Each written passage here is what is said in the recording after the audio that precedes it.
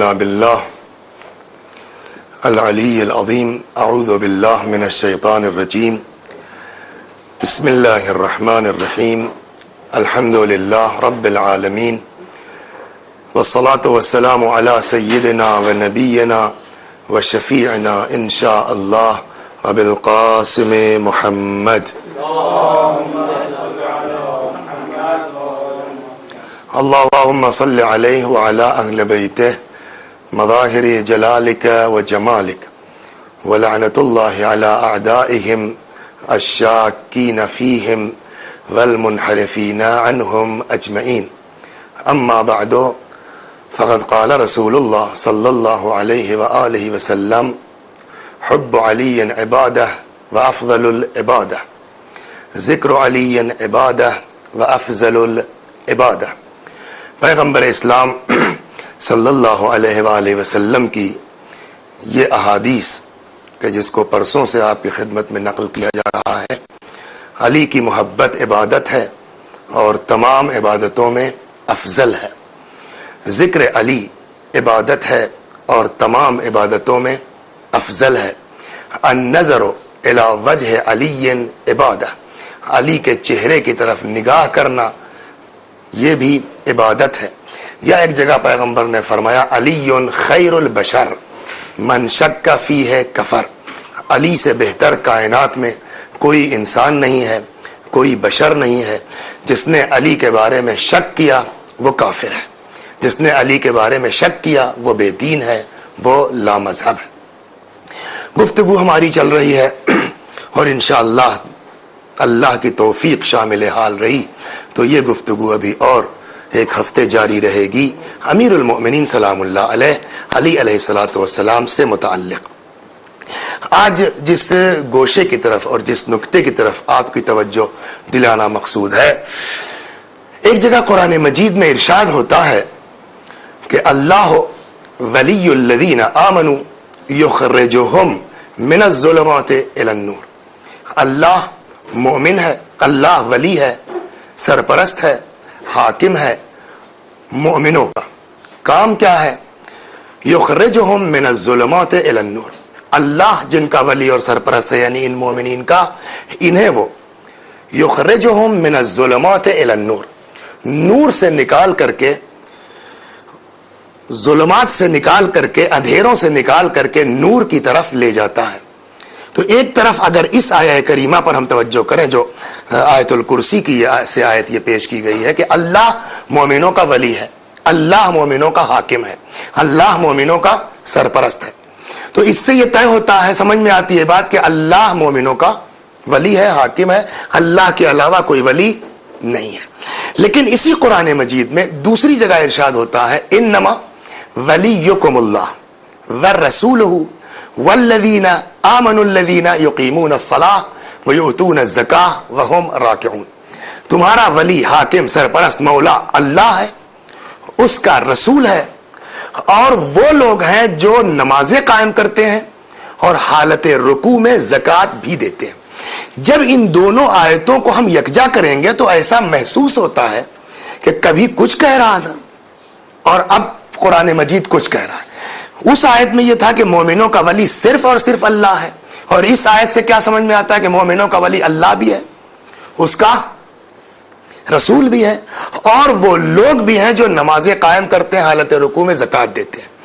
تو بظاہر ایسا لگتا ہے جیسے ان دونوں آیتوں میں کچھ ٹکراؤ سا ہے. بظاہر ایسا لگتا ہے جیسے ان دونوں آیتوں میں ایک آیت کچھ کہہ رہی ہے، دوسری آیت کچھ کہہ رہی ہے. لیکن اکثر ہمارے ساتھ آپس میں یہ ہوتا ہے، اپنے دوستوں میں، رشتہ داروں میں، بھائیوں میں، تعلقات والوں میں، کل آپ نے کوئی بات کہی، آج اسی آدمی سے کوئی اور بات کہی جا رہی ہے دوسرے ڈھنگ سے، تو آپ کیا کہتے ہیں؟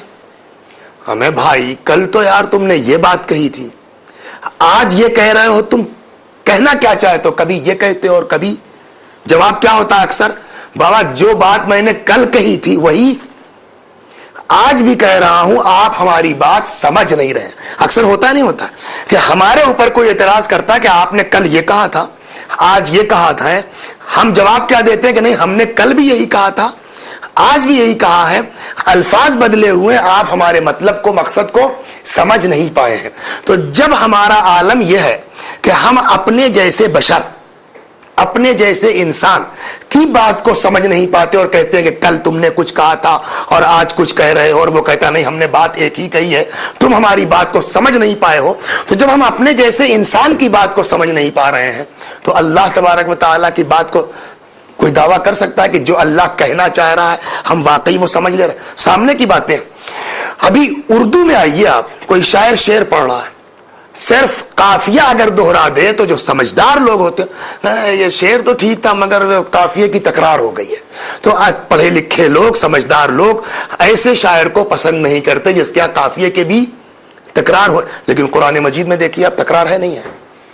فَبِأَيِّ آلَاءِ رَبِّكُمَا تُكَذِّبَانِ، قرآن میں کتنی مرتبہ آیا ہے سورہ رحمان میں، بار بار تکرار ہو رہی نہیں ہو رہی؟ فَبِأَيِّ آلَاءِ رَبِّكُمَا تُكَذِّبَانِ، یا تیسرے پارے میں آئیے فَإِنَّ مَعَ الْعُسْرِ يُسْرًا، إِنَّ مَعَ الْعُسْرِ يُسْرًا، سیم آیت دہرائی گئی ہے، نہیں صرف ایک فے کے فرق کے ساتھ۔ پہلی آیت کیا ہے؟ فَإِنَّ مَعَ الْعُسْرِ يُسْرًا، اور پھر جسٹ اس کے فوراً بعد کیا ہے؟ إِنَّ مَعَ الْعُسْرِ يُسْرًا۔ تو بظاہر آدمی دیکھ کے کیا کہے گا؟ یہ آیت تو بالکل سیم ویسے ہی دہرا دی گئی ہے۔ پہلے قرآن نے کہا فَإِنَّ مَعَ الْعُسْرِ يُسْرًا، پھر وہی قرآن کرا إِنَّ مَعَ الْعُسْرِ يُسْرًا۔ کیا قرآن کا ادب ہے، کیا قرآن کی فصاحت ہے، وہ ایک ہی آیت کو تکرار کر رہا ہے بار بار۔ لیکن اگر آدمی اس پر غور کرے تو اس میں، اس تکرار میں بھی نکتہ ہے۔ پہلے اس کو سن لیے، بات آ گئی ہے تو ماہ مبارک رمضان کا زمانہ ہے، دعا کے وقت آدمی کو یاد آئے تو احساس خوشی بھی ہو سکتا ہے۔ اس سے دو چیزیں ہوتی ہیں عربی میں، ایک کا نام ہے، تھوڑا سا ٹف ہو جائے گا مگر توجہ کریں، میں پانی اچھی طرح سے ملا لینے کا عادی ہوں، بڑھیا پانی ملا لیتا ہوں، شاید دودھ والے اتنا پانی نہ ملا پاتے ہوں دودھ میں جتنا ہم گاڑھی باتوں میں پانی ملا لیتے ہیں۔ وہ 1 لیٹر میں 1 لیٹر ملاتے ہوں گے، ہم 1 لیٹر حدیث میں 15 لیٹر پانی ملا لیتے ہیں، تو آپ کے سامنے پیش کرتے ہیں۔ دو چیزیں ہیں عربی زبان میں، ایک ہے معرفہ اور ایک ہے نکرہ۔ معرفہ کسے کہتے ہیں، نکرہ کسے کہتے ہیں، بہت ڈیپ میں نہیں جانا کہ ہم کو وہ کلاس نہیں چلانی ہے معرفہ اور نکرے کی، وہ جامعہ امیر المومنین یا وثیقہ اسکول یا کسی عربی مدرسے کی کلاس نہیں چل رہی ہے۔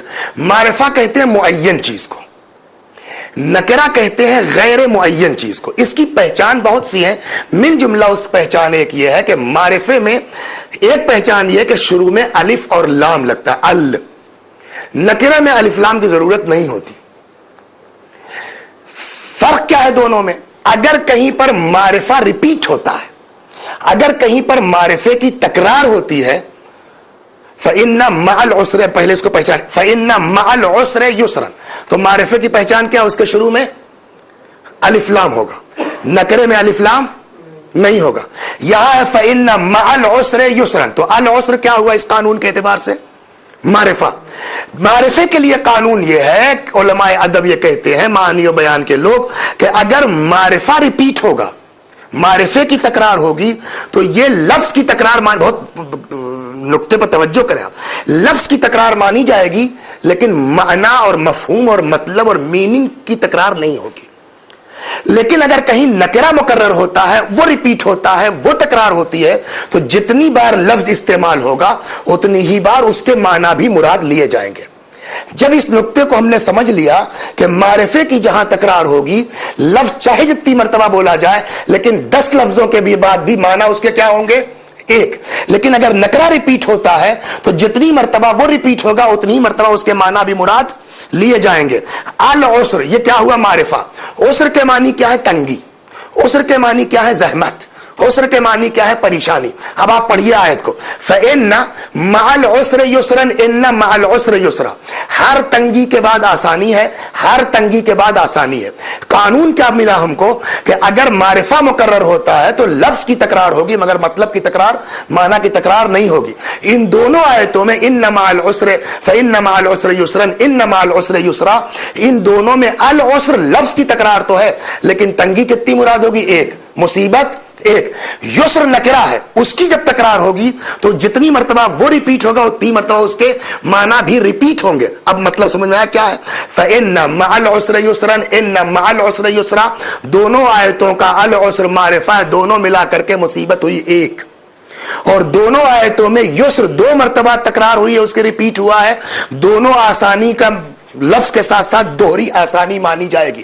مطلب قرآن یہ ہم کو دلاسا دینا چاہتا ہے کہ اگر تمہارے اوپر کوئی مصیبت نازل ہو، کوئی پریشانی نازل ہو، کوئی تمہارے اوپر آفت آ جائے تو پریشان مت ہو. یاد رکھو فَإِنَّ مَعَ الْعُسْرِ يُسْرًا، إِنَّ مَعَ الْعُسْرِ يُسْرًا، ہر مصیبت کے بعد ڈبل آسانیاں ہیں.